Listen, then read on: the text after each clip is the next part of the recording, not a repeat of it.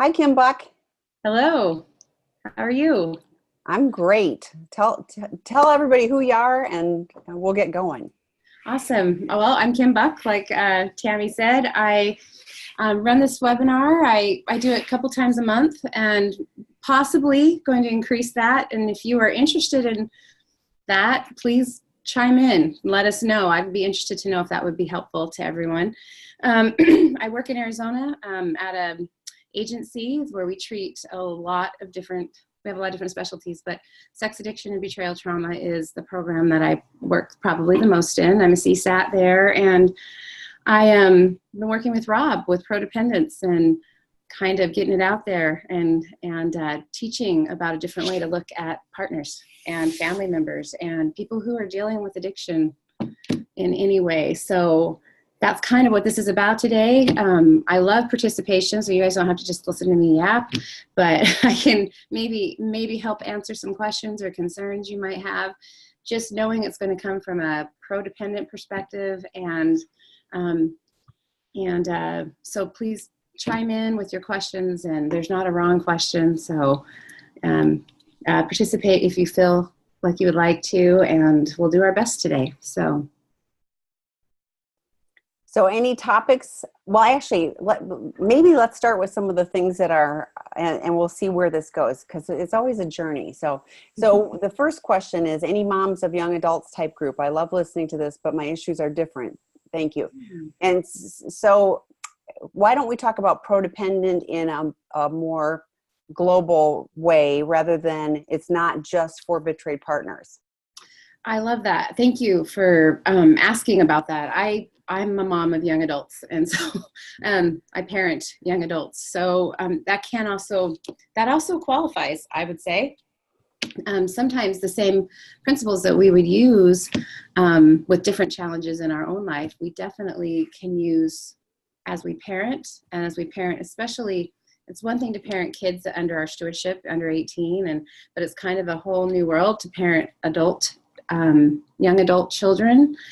And sometimes their issues sometimes we find out about some of their struggles, and sometimes we're just figuring out how to have a healthy interaction with them. So from a prodependent place, I always love this concept that, any desire I have to give feedback or to help or to assist in some way or to impart my wisdom, whatever it is, usually comes from love. It usually comes from a place of love and wanting them to be successful, having an interest in, even though they're not maybe in our home in the same type of way or in our, under our little wings, as parents, we still have an interest in their success. And so the same principles I would use, first of all, how I see my need or my desires, and sometimes my fear that comes up because I see them maybe making choices I wish they wouldn't, or I get fearful about maybe their selection in a mate or how they're managing their finances, if they're actually studying their classes in college or if they're partying them away, whatever that is. The very foundational desire for a parent has for them to succeed is not problematic. Sometimes how we go about helping them, we want to use a lot of the same principles. If there's a specific struggle, we need to ask them, because they're adults, what do they want help with? And, how can you be helpful to them? And giving them a little more ability to choose instead of assert. And that can be really difficult. So in Prodependence, when we're working with people we love in general, we want to have those same principles. We want to have good boundaries. We want to be a good example of, self-care and balance in our own life, and saying no when it's appropriate, and those kind of things. So, because we're never done being a parent, I'm learning. Even though my influence has changed, I'm still parenting in some form. So I use the same principles that I would use in my own work and my own healthy living. I have to apply those still to my kids and recognize that they're more autonomous now, and they have every right to make bad choices the same way I did. and learn from them. And I'm not going to save them from all their bad choices that I might suffer in some ways because of their bad choices. It will be painful to watch, but it's not my job to keep that always from happening. Sometimes maybe, that it might be called for and I might need to step in some ways, but most of the time it's learning how to have connection and attachment with my kids and still promote healthy autonomy. So we call that interdependence. Prodependence is a very interdependent, it's a very interdependent principle and philosophy. So I don't know if that's helpful, but. Well, I've got a follow up for you. So one of the reasons Dr. Rob wrote the book was because he's the child of a woman who struggled with mental illness. So she was, she was challenged, and you're talking about great things with kids who are on track and they'll make some missteps and things like that. But there's a whole bunch of people out there that are loved ones of people who are struggling. Maybe the kid has addiction issues or, has some major depression or has been diagnosed with bipolar. I don't know. So there's some chronic mental health challenge. And so, I think it's challenging to parent to those because it's a little different than helping them have autonomy. I mean, there are times when you do have to take, a little stronger position and kind of intercede on their behalf. So I can imagine how difficult it is to find the right amount of, prodependence and interdependence without, the term helicopter comes to mind, but it's a really fine line, I think, for a lot of things, where somebody who's vulnerable. So any thoughts on that type of situation? Yes, absolutely. Yeah, you're right. Sometimes we find ourselves in those places where, that child, whether they're an adult or whatever stage they are in life, is making self-destructive, really dangerous choices. And then we are left wondering, okay, how do I help? In which way can I be helpful to them while still, still being able to maintain my own sanity and, stability. And I think that point is really important because sometimes that can get muddy and you'll be maybe even judged. I hear that a lot. I hear people say things like, well, you're not enabling him, are you? Or you're not. And those words are really sticky because they come with a judgment. For most people, if they feel very judgmental, like I'm judged because I'm doing something for them.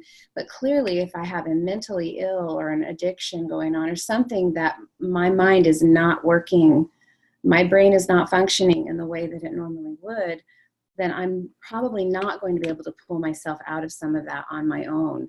And that will take intervention. And if not by the people who love you, then by who? Who? And maybe they'll be loving, ecclesiastical leaders or friends, but most often that burden falls on the parent and the really close circle. And so again, from that prodependent place, it's not judging myself for helping, not calling myself an enabler or just somebody who's sick because I want to help and I need to just, leave them naked on the street or whatever. That, I don't know any parent who does that who could do that without feeling, it doesn't feel natural. It doesn't feel like the natural order of things and wouldn't judge a parent if that was the decision. I don't think that's the point either. The point is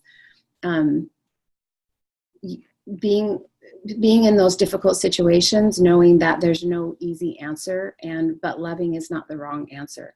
And if my actions come out of that love and that need to save somebody, more power to you. And sometimes we step in it before we realize, oop, I misstepped. I need to, sometimes we try things and realize, ooh, maybe that's too much and I need to back off. But the whole point of prodependence is not to label the helper, not to give a label to the helper. You've got enough going on maybe with a kid or a loved one who is battling, than to throw yourself in the mix. It might feel a little crazy, and it often does because there's a lot of crisis in that, but the love and the desire to help wrap your arms around it. That's what people do who love. That's what they do. They want to help. So one of the things I want to talk about crisis management too, but one of the things when you're talking about judgment, I think for parents in particular, there's probably a vulnerability to being judged as because your kid isn't succeeding at life, that therefore you're a bad parent, and that's so unfair and so hurtful and counterproductive. I mean, so I think looking for places that can be supportive of you while you're going through what you're going through in helping the other person. I think about, Dr. Rob when he with his mom, and he shares a story in Prodependence. If you haven't read it yet, here's a secret. It's in there. but he talks about, his mom lived in Florida. He lived in California, and in the middle of winter, which it's not snowing, but it's still cold, and she arrives on his doorstep unannounced at like 2:00 in the morning, and it's raining, and she's underdressed. She's got shorts on and too light of clothes, and the codependent aligned people would say, she's got to learn to take her meds, and shut the door on her and let her go fend for herself. And he's like, I brought her in, dried her off and gave her a hot cup of tea, and he loved her, and they loved each other in an imperfect way. But, that was where Prodependence really came from, was, like, there's got to be a different way of doing this. I was just talking to someone the other day. I won't give specifics, but suffice it to say that they went to a couples therapist that immediately started, digging in on her for family of origin and, codependence and like all of this negative stuff. And not only did she shut down, but she said, I left that, just so hurt, but also kind of rageful at, like making me out to be the bad guy when he's got this issue, rather than finding any kind of support. So going back to, you commented on managing a crisis. So, if there's a crisis and we're trying to handle that, what would we as the loved one do? And then what would people that want to support the caregiver do to support them? So that makes sense? Yeah, absolutely. Okay. Thank you for that. I think one, I got a metaphor kind of came to mind for me. I feel like when we're in kind of those crisis moments with the people we love, it's kind of like standing on a ladder, like a really high ladder, and without, what we really need are stabilizers. We need people down there just holding it, because it's shaky, it's windy, it's unstable. We're far from the center of gravity, it's far off. So for me, I don't necessarily need everybody to crawl up on the ladder with me, and I don't necessarily need them to crawl up the ladder for me. I just need them to hold the ladder and steady that for me while I do whatever it is that I'm doing, whether it's my child, whether it's my friend, my family, whatever it is, because as most of us know, there's so much of the healing process in life that nobody can do for us. Like, we have to step in that space on our own, but doing it on our own can be so much more painful. It can take so much longer, but knowing I have people to steady and hold that space for me. And when I get off that ladder and my adrenaline's going, they can just put their arms around me. They can say, I can't even imagine. That must be so scary. I'm right here. If you fall, I'll catch you. I'll help catch you. Like, we're right here.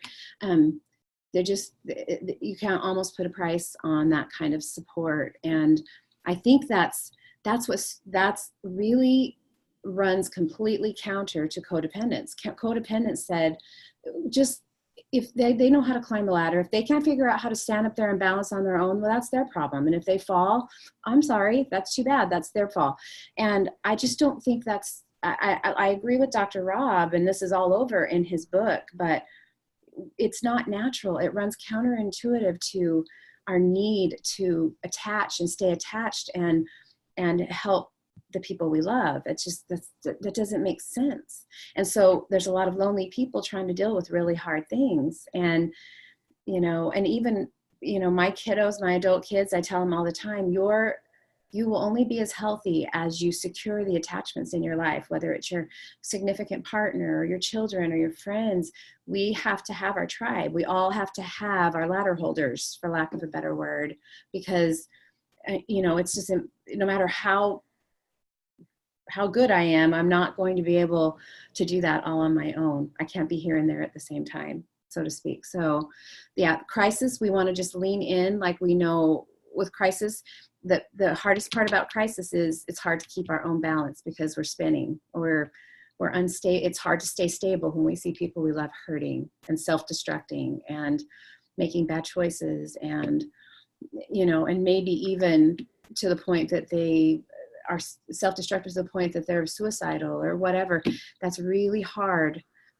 So get people around you to help you hold that space, and don't judge yourself for having that feeling. That's the biggest piece. Of course you do. Of course you have that feeling. Who wouldn't? If one of my adult children or little kids or any of those, if anybody that I love like that were to make a decision, or get involved or have a mental health issue that I couldn't resolve, of course I would feel afraid. To me, that's human nature. Trying to push that away doesn't make any sense. But we can't do it alone. Well, and we don't want to. I mean, I was like, at the end of my life, the stuff that I have is irrelevant. The connections that I've made, the love that I've had, the friends, that's the stuff that, I really care about. I don't think, oh, I'm going to tear up. I don't think, so you're trying to be isolated. I mean, well, Dr. Roberts talked about this too. The opposite of addiction is attachment, so we want to have, to create that. I've mentioned this on every webinar. Stan Tatkin's podcast on We Do. I love that one because it talks about, we can do our own thing, or we're so much better, we're stronger together. And I think of that. I loved your ladder analogy, and I thought, and then there's the people that are up at the top going, I'm going to push your ladder over, and so really finding those people that can hold this space and go, I got this for you. All I can do is be here with you. I can't take care of the stuff up there, but I can be here with you and help create a safe place for you. That's a gift. That's a gift that you could give, someone who's, dealing with all of that. And even just normalizing it and go, like, I don't understand exactly what's going on for you, but, you're not alone. And there is no situation that I've heard of yet that someone else hasn't gone through or isn't going through it. So it's easy to get caught in the crisis, it's just me against the world, and that tunnel vision, understandably, about, all I can focus on is this crisis. It all makes perfect sense, but to have somebody else going like, no, there's, you're not in this alone. There's more people, there's support, really is helpful. So absolutely. Okay, go ahead. As a really quick follow-up on that too. Sometimes the person pushing is the person you love. That's the craziest part. Like an addict, for instance, here you could be offering all the love and help and support, and they're pushing you the ladder. Your kid is like, I don't want you. I don't want help. And that's super painful. That is a really painful thing. And even if you cognitively up here know, they're not in their right mind. They're not thinking straight. I know their heart. I know them well. It's still really painful, and it creates a crisis for the caretaker. It creates trauma for the caretaker. So recognizing that it's not brokenness. It's not something I could write down on a diagnosis. It's just, it's traumatic to have somebody that you love self-destruct and push against the love you offer. Because Dr. Tatkin's right. We're only as secure as our, healthy as our most secure attachment. And so that, and to watch somebody you love push away out of that is, nothing good comes out of that. And that's frightening. And particularly when you see them isolating more and more, which addiction does. Addiction, drives us to be in our own little world. And whatever it is, whether it's alcohol or porn or sex addiction or whatever, it still is very isolating and detached from healthy connections. Mental health too, just people with severe depression, anxiety, bipolar, like all of those, the brain hijacks the person and says, be alone. Don't tell anybody. deal with it on your own. Don't freak your mom out. Don't, you know, you don't want people coming over and bugging you. Just shut the door, lock it, don't answer your phone. I mean, that's part of the hijacking, because they're overwhelmed and they don't oftentimes want to overwhelm everybody else. But the worst thing they can do sometimes is isolate. So that's that. So the caretaker needs support in their experience of this as much as the person struggling. That's the key. And we're going to come back to attachment as we talk about these things every time. Connection, attachment, because that's that, like you said, that's the opposite. Connection is the absolute opposite of addiction or a lot of other self-destructive things that we can do. So the next question is, hi, this week I've been agonizing over disclosure. Is a tough concept. So we were both seeing CSATs and they said it might take up to 6 months before we're ready for full disclosure, but I'm really struggling with the wait. I keep looking through my husband's phone and emails. I keep finding out about more and more infidelities. I've been able to hold myself back from confronting about it because at this point I know he's incapable of facing the truth. I guess my question is it healthy to keep looking through his accounts? And is there anything I can do to make the 6 months of waiting more bearable? Oh, I am so sorry for that wait and having to sit on some of that really painful information, and currently having a partner who is at the current time not able to face your pain. Let me rewind. Face his pain and his decisions, much less yours. I assume it's a he. So that's, first of all, I'm so sorry. And as far as disclosure, it could take that long, and not because the therapist necessarily, it doesn't have to take 6 months, but disclosure would be super painful and really ineffective if they're not ready to be honest. And that would just create a whole new traumatic experience for you. So the end of the question, I want to make sure I answer the question because I want to get on a tangent here. Is there anything I can do to make 6 months? So yes, I don't know that anything will feel as good as the truth. I'm going to say that up front. Nothing is going to, for you, I'm sure it's just the need to have that truth so you can make good decisions for yourself, and moving forward in your life is going to be of paramount importance. And it's probably always weighing on you, like, what don't I know? What's going to come out? Is it going to be more painful than I already is, or that I already know?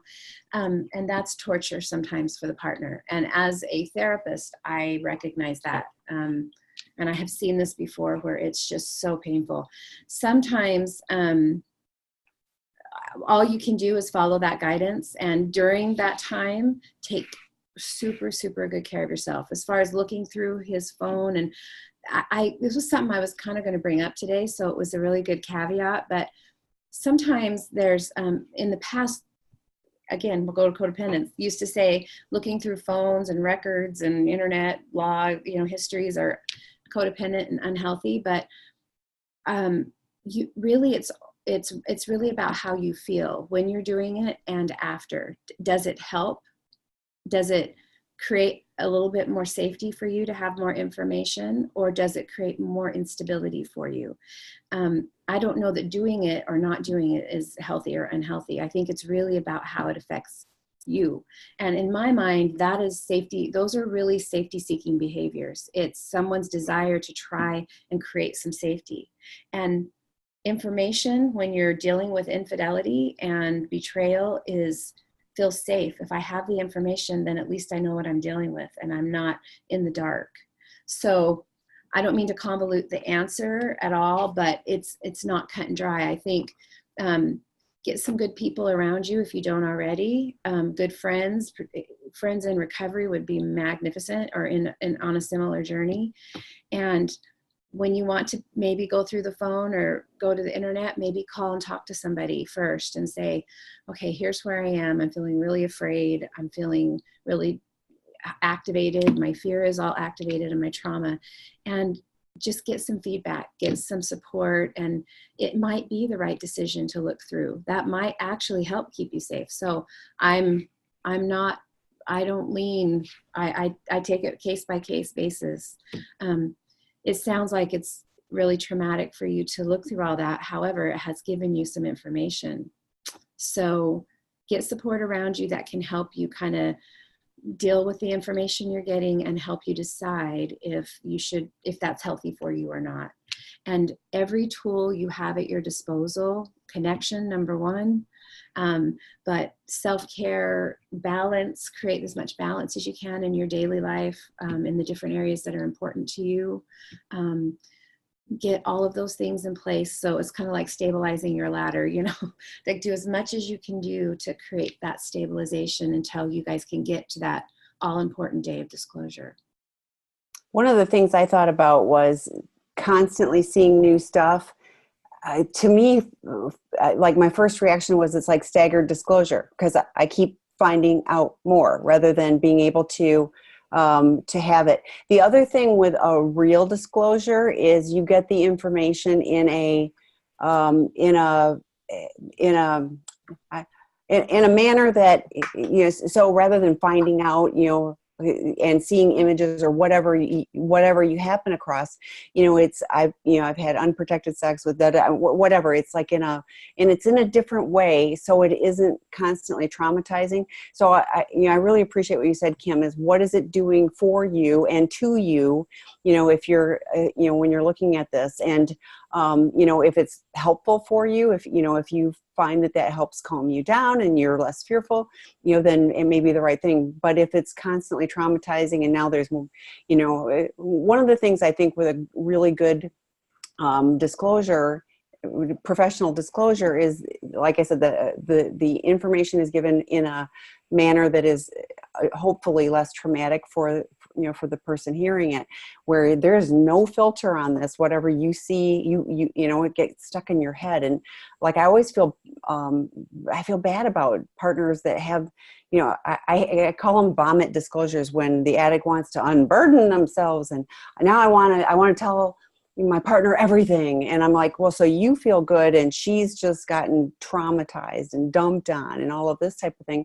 And, and this stuff, you can't unhear it, you can't unsee it, where a professional can help guide the process. And so it isn't, oh, I forgot to tell you, blah, blah, blah, blah, blah. And there it comes again. So I do think have support, both peer support, talk to your therapist about that. I think, I'm always hesitant with dates. It's like, everybody's different. And you kind of said it might not take 6 months, but, people want, like, give me the date so I can count it down and know.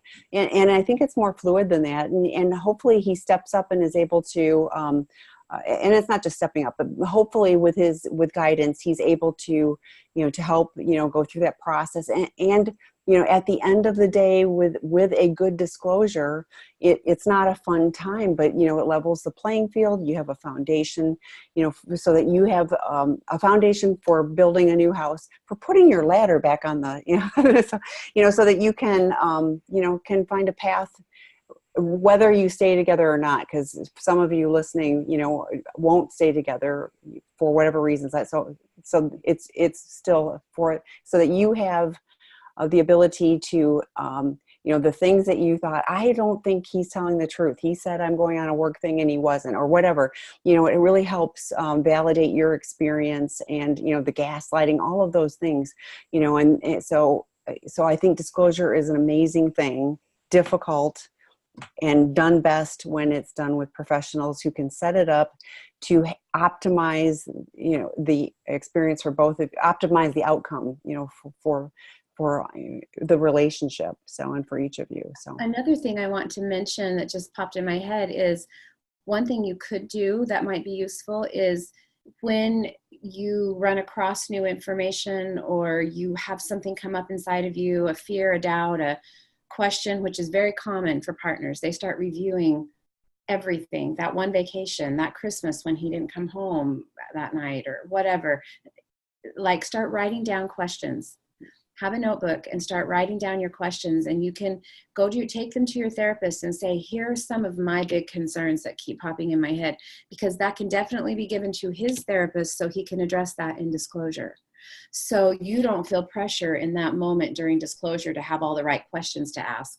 You've kind of been working on that so during the 6-month period, I'm kind of writing down, what are some of my greatest fears and some of my doubts and questions about dates and times and places, and have you this, as any of your partners been people I know? I mean, things that might pop in your head, because that can help in his preparation, your spouse or partner with his therapist.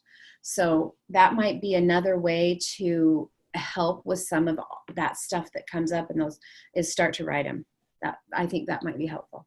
I think it's really helpful, and it also helps the disclosure process in general. I mean, then you're getting the questions that you specifically are looking for, you're getting answers to those. If it was, August 16th and then, whatever, like you can get that information. So I think that was a great point.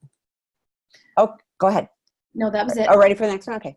Can you speak to how betrayed partners can support their spouses in early recovery while also promoting their independent journey? I feel like I'm over-involved and he's relying on me as if I'm his sponsor therapist.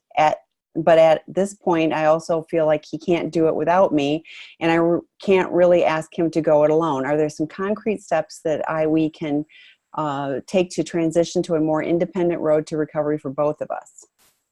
Great question. Great question. And a question that tells me you guys are, your feet are on the track. You're working hard. Yes, I think there's some very, and I hear what you're saying. I can't just drop the, hey, you're leaning on me too much, do your own thing. You know your relationship best.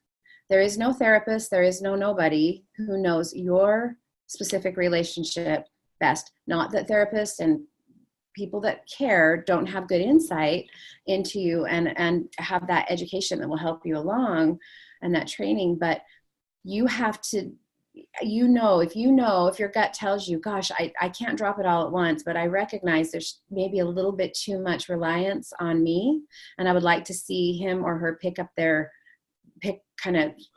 pace on their own work, because I realize I can't sustain this forever by myself. I need a partnership indicates there's two.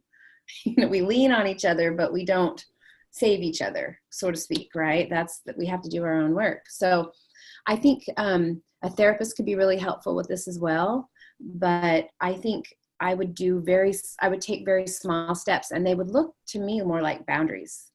They would look things like, I'm just giving examples. I have no idea the specifics, but maybe an example would be, I feel like he's way more willing to go to the therapist if I make his appointments for him.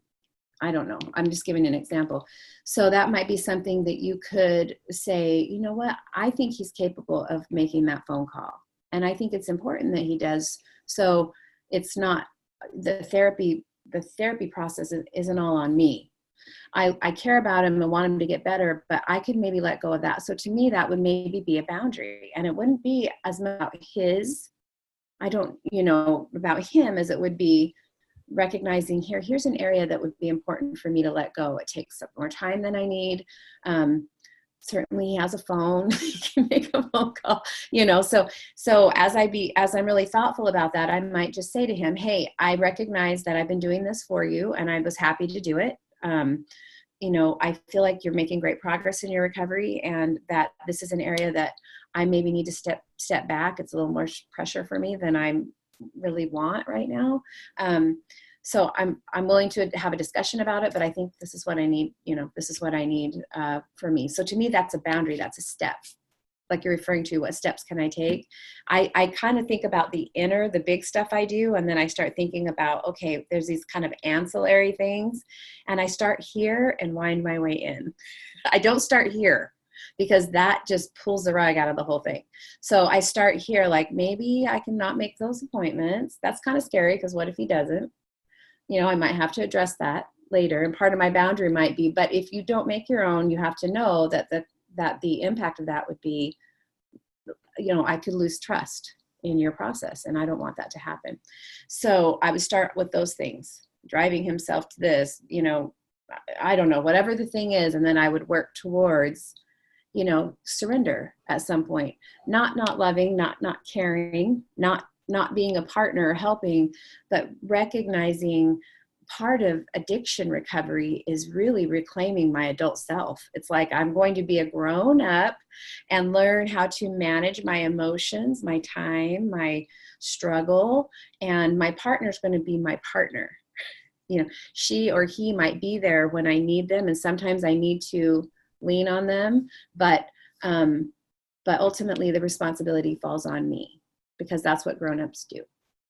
So it's really hard. It's really convoluted, and it's not the same for every couple, but I would literally, maybe you need to make like circles and then like start thinking about those things that you do that you would like to let go of, and think about the ones that feel doable today and start working your way in. That's probably where I would start. And maybe the therapist could help you do that as well. Because she might, or he might say, you know, I'm not sure about that, but let's talk about this. This seems like this really is causing you this is taking up a lot of your time and energy. And maybe that's something you could surrender and hand over to him. So, and good support can do that too. So a bunch of things. One of the things I thought of, Dr. Rob, and you can go back and watch most of his live Q&A or join next Monday. But he talks about, you know, early on, you guys can't be each other's support. You know, you really need to find that elsewhere. So my first thought was when you say I'm as if I'm his sponsor or therapist, you know, I wonder about saying, what does your sponsor say about that? You know, and just kind of reflecting it back and saying, you know, that would be a great question for your sponsor, you know, and just kind of helping. But the other thing I wanted to, because you say, I feel like he can't do it without me. And I want to, I just want to, I don't know.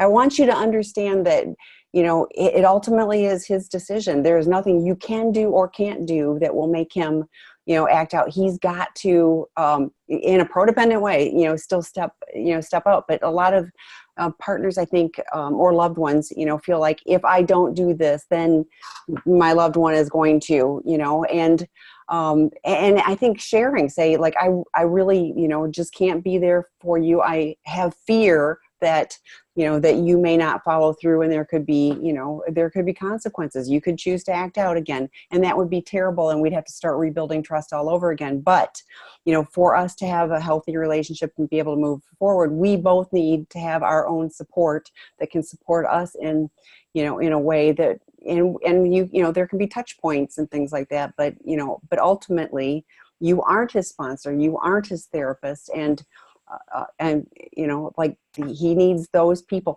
or a recovery coach. Or I even wondered, you know, a little plug for Seeking Integrity Los Angeles, but, you know, the guys that, you know, come to that program get a really solid foundation, so they would have the tools to be able to take those steps themselves. They would have connections and all of that. So if not Seeking Integrity Los Angeles, then perhaps he needs something more than seeing a therapist once a week to get that solid foundation to then be able to use that in everyday life. So there are choices, but I think it's difficult, like Kim said too, you know, you're adults, and you know, it puts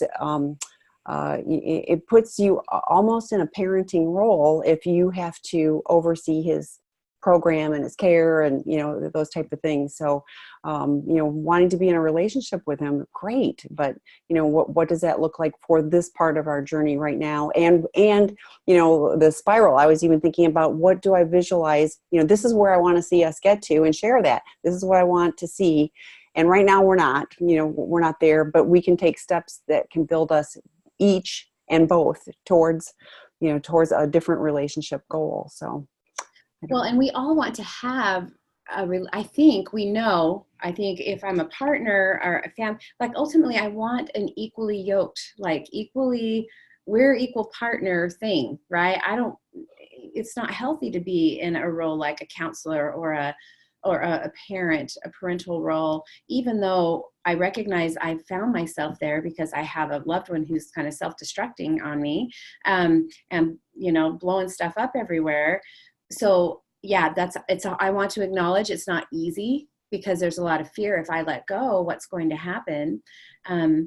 And I don't know. So to me, incremental steps are everything, but recognize ultimately I want to get to that place where, you know, my partner and I both, we are able to find ways to manage our emotional dysregulation and our sadness and our lonely and our hungry and our tired and our bored and our stress. Like, we want to be able to manage that. That's my job. That's in my wheelhouse, with the support and love of my partner. But and like I said, and Tammy, maybe you can help me with this, but I remember a long time ago, I saw Dr. Carnes do this thing just where he talked about, if when you take two individual people, my hands are two people. Mm-hmm. And when we're in those early, when we're doing that power differential in a relationship, we become like this, thinking, this is how I have to hold on to this person. But the problem with that is sometimes the person fails. Sometimes the person self-destructs. And if I am so bound, that when that happens, I fall too, that creates a problem for me. So he talks about, and this is back to the interdependence, this is just as close as this. But when we can lean on each other for support, but when somebody fails, walks away, chooses another path, this still stands. I still stand. I might be a little weaker than I was, and I might be really sad, but ultimately we want to be this kind of close. It's just as close. It's just as connected. But I can definitely differentiate what's mine and what I bring and what my struggles are and what's not. And that's what we call that prodependent, interdependent, healthy way to sustain an adult relationship.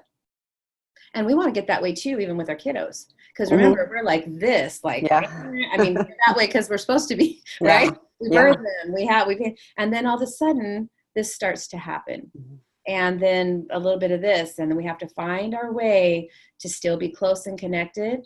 And then as a parent, eventually they find their person that they lean on like this. And every now and then they lean on us, but we have to maintain some semblance of who we are and take that responsibility, and the addict as well, or the kid or the struggling person as well. Great analogy. And I was thinking, and when I've got this, I still have people behind me, here helping support, and, even, adult kids and all of that, we're connected. But if we have these relationships where we're here, that's a great relationship. I like relationships. And like you said, there's always, or I'm struggling a little bit more, so I'm leaning a little heavier, but I want my relationships to be of more equal footing, where we're mutually glad we're there, we're mutually supportive and things like that. In fact, the relationships that I've had in the past where, somebody was, it was always, a power unequal, where, and it was typically somebody, it was kind of a drain on me always, so if they never got to the place where they could be more equal and do that, it was challenging. So finding the whole support system to help us be, together, makes a lot of sense. Remember too, thank you for that. And I remember too, it might not, and sometimes it's like, how do I get out of these patterns in my relationship, and how do I create a healthier interaction between the two of us, or between me and the person I love? Sometimes it's because I love you, because I don't like to be parented by my partner. I don't know about any of you ladies out there or men, but I don't like it when my partner treats me small, or when I feel small in his presence. That doesn't feel good. And I will typically rebel. I won't tell you what that looks like. But I like it when he is equally respectful and he shows up that way. I like that. I feel, and so because I love you and because I love me, I'm going to let go of a couple of things, because I feel like I'm maybe out of my depth here. Like, this is something that I want you, and I trust that you can grow in and learn about, and I can let go so I can just be your partner. That's all I want to be. I just want to be your partner, your support, your lover, whatever. That's what I want. I don't want to be mommy and coach and therapist and whatever. I don't want to do that. That's for other people. Yeah, exactly. So, Okay, the next question is, I do want to say that in the beginning, finding information helped validate my intuition. Being lied to and gaslighted and blamed. When I discovered the truth consistently, I felt empowered. I realized later that I started to become a habit and started ruminating on looking through his stuff. Had to ask the question, is this helping or hurting? That's a great, yeah, that's a great follow-up with that. So, And how and I cool, can see both sides of it, you know. and how cool you came to your, I mean, I can hear your recovery and your healing in that. Like I figured it out, which is so beautiful. Look, we all have what we need oftentimes to find that space. We just have to give ourselves permission to, it helped at first. It wasn't a bad thing. Now you're recognizing, you know, eventually it kind of took over. It took up more real estate than I wanted to sell or give. And beautiful. So you can decide then, how do I pull back, or in what way do I pull back? Maybe I tell myself I look at the phone once a month, or whatever. Because I believe in relationships, everything in a healing relationship, everything should be transparent. If I have nothing to hide, I hide nothing.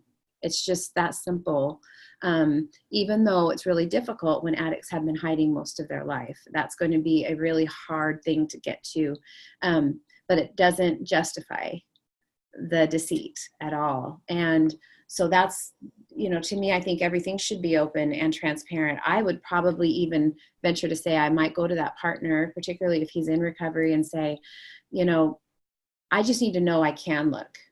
I just need to know that if I get afraid, that you're not going to freak out and get defensive. If I would like to look through your text, or I would like to look through your email or your history or whatever, that you won't be erasing it. Because even just somebody being willing to do that often just reduces all of that fear and that need to search. Dr. Rob has talked about partners look not because they want to catch you doing something bad, but because they want to be able to trust you. And I think that that's a different lens to look at it through. It's like, you know, we're really trying to know that it is safe to trust you. Not we're trying to catch you and make you the bad guy. You know, I think that's Another helpful. thing Dr. Rob says is that one of my favorites, going kind of back to the whole boundary idea, when I need to set these boundaries, is we set these limitations so people can safely come in, not to keep people out. That's a really different lens to look at. I'm actually doing these things so we can be closer, and so I can let you into my space, instead of I'm doing this so I can push you far out. That's not a boundary. Right. That's just pushing somebody out. So Yeah. a boundary is intentionally creating safety, so I can be more open to the same concept. It's beautiful. In a safe way. Yes, that totally makes sense. I was thinking too, I was at one of my 12-step meetings today, and somebody was using the good and bad and should and shouldn't, and like all of this. And I was thinking, because I kind of felt that in some of this, it's like, you know, should I look at the phone or shouldn't I, and all of that type of thing.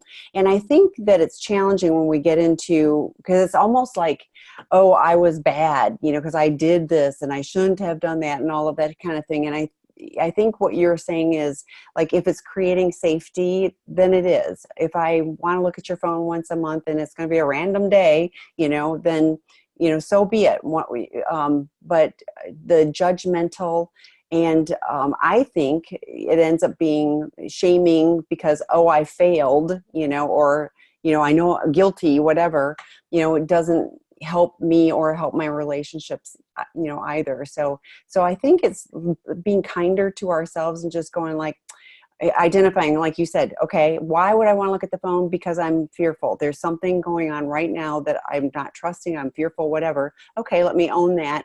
You know, what are the things I, you know, can do? What's going to make me feel safer? You know, all of, so kind of, you know, stepping through all of that, but without going, well, I looked at his phone and I shouldn't have. You know, you were looking for safety. Okay, move on. And I always say too, look, recovery and healing from this stuff and from hurt and pain and betrayal, it is a messy mess. And it's going to be messy, and you're going to step on landmines sometimes, and you're going to, but for me, the journey, it's about the journey. It's about where I'm going, not so much every misstep I have on my way there. If I get to where I want to be, which is more connection, more love, more trust, more hope, whether it's in the relationship or in myself, then that journey of every slippery slope, every twisted ankle, every, every path I took that wasn't quite perfect or right, then it's not for naught. It's okay. And surrendering to some of that and understanding there is no perfectly clean, pristine way to get through this. It's a little bit messy, and as is life. So embrace the mess and just say, okay, well, I'm learning. It worked, now it doesn't. Like, that's the kind of stuff, instead of doing what you were talking about, Tammy, like shaming and labeling. And that's the thing I think we got to get out of, because I think our healing will rocket when we stop living in that shameful, judgmental, should, coulda, woulda. When they say in 12 steps in AA, don't stop shooting all over yourself. Mm-hmm. Yeah. That's one of my favorite sayings. I should have, but I think it's well, and it is true. Yeah. And for me too, like, I have to get out of that and just say, okay, I made a mistake, or that didn't work, I'm going to try again. Yeah, and sometimes it's not even a mistake. It's like, that didn't work. Like, okay, I tried that. That wasn't my most effective thing. That wasn't my best move. That doesn't make me good or bad. It just means, and hopefully I learned a lesson. And the next time I'm faced with a situation like that, I choose differently. That would be helpful. I was thinking when you're talking about the journey, I hiked rim to rim Grand Canyon in May. And I was coming up the South Trail, which is still quite a big elevation. And I had this moment where I stopped and I took a picture, because I could see this whole journey, and it's just an amazing, stunning view. I ended up writing a blog about it because I thought, this is my recovery journey. It was challenging. It was rocky. There were, and then there were moments when there was like little flat places and lovely, oasis type spots and things like that. But at the end of of this path, as I'm making my way out of the canyon, I look down and it's a stunning vista. And I wouldn't have been in that moment had I not done all the other stuff. And I thought that was such a great visual for me, on my journey. That I can't get to that beautiful place if I'm not willing to do the challenging work to get there. So. Thank you. Yes. What a beautiful, what a beautiful kind of representation of what that looks like. And it's sometimes recovery, and sometimes we don't know what that's going to look like. Most of us don't know what that, I don't know if any of us know what that's going to look like. Sometimes we think we're going to get there with a partner, or that maybe our kid will figure it out, or maybe my mom will somehow this will end. But the truth is that isn't always true. It doesn't mean the vista is any less beautiful. It just means it might not be the thing I had in my head. It will be equally beautiful. Just maybe sometimes we have to surrender those outcomes. And that concept is something I feel like I think I'll work with and chew on and gnaw on and rumble with every day, is how to surrender some of that. Oh, absolutely. So, we have to surrender, and I was like, yes. And then I take it back, and then I surrender, and then I take it back, and then I surrender. It's like, it's a process, but, the taking it back gets shorter, because I've found that, that my serenity doesn't live there.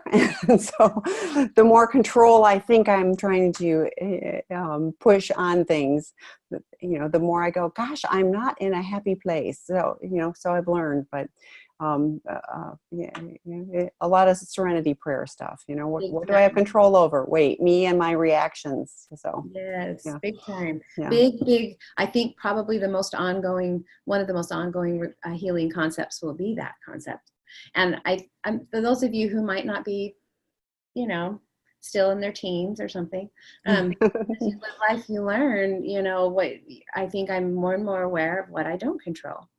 And then when life happens and throws these curveballs, it's like, holy cow, I'm more aware than I ever was that I really don't control this. That's a painful thing and a beautiful thing, because it's not all on me, number one. And number two, maybe I've learned how to deal with some of that, and I'm learning how to deal and cope with some of that disappointment and things that happen, that I can't control.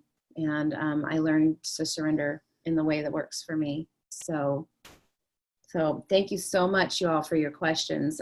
They were wonderfully thoughtful, and I'm really grateful for the participation. I think Me too. it's better for everybody. If you guys have not, I just want to put a plug in for something that I think might be cool.